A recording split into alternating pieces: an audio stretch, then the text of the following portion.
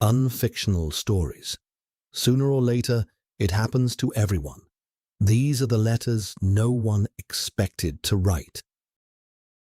I don't tell this story often. Actually, I've only told it once, out loud, to my friend Marta, about 14 months after it happened.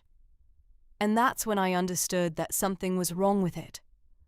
Before that conversation, it lived in my head as a nice thing, a strange nice thing that happened on a hard day.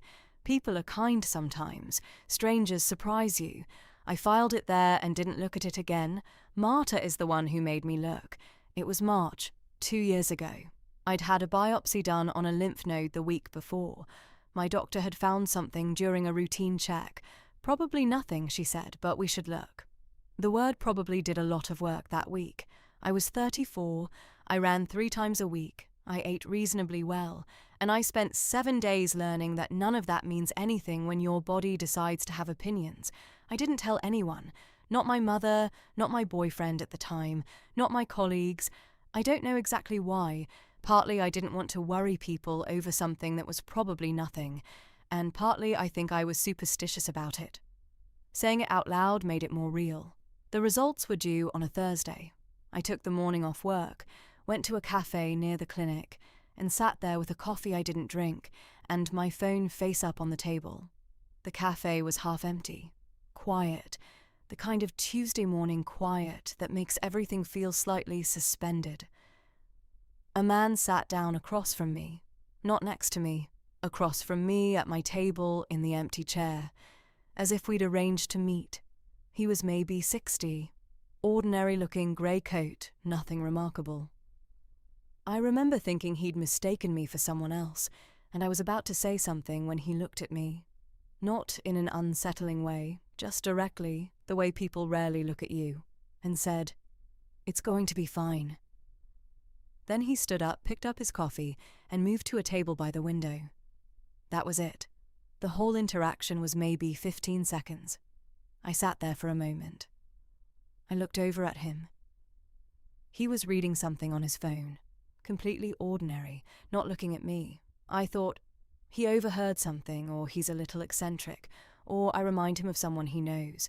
I thought of 4 reasonable explanations in about 30 seconds, and I accepted all of them simultaneously, and I went back to waiting. My phone rang 40 minutes later. The results were clear. I thought about the man occasionally in the weeks after. Not obsessively, just the way you think about small, strange things that happen on significant days. It became a warm story in my head, a strange kindness from a stranger on a hard morning. I never examined it too closely. There was no reason to. Until Marta. We were having wine at her kitchen table on a Friday evening, the way we do, talking about the things you talk about after 2 glasses, strange moments, things that stay with you.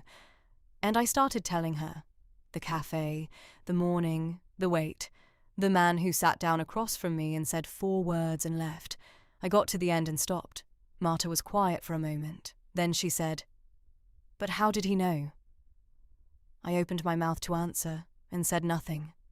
Because only in that moment, saying it out loud for the first time in 14 months, I realized I had never once asked myself that question. In my head, the story had always lived as a warm, strange thing.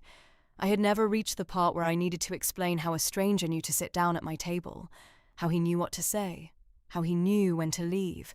I hadn't been crying. I hadn't looked sick. I was just a woman sitting alone with a phone and a cold coffee in a half-empty cafe on an ordinary Tuesday morning. Nobody knew where I was. I hadn't told a single person. We didn't find an answer that evening. I still don't have one. Name withheld, city withheld, March. You just heard one story. There are hundreds more. Ordinary people, unexplained moments, real letters.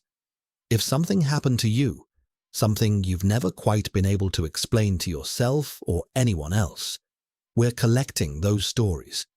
Email us or use the form on our website. Everything in the description below. Unfictional stories.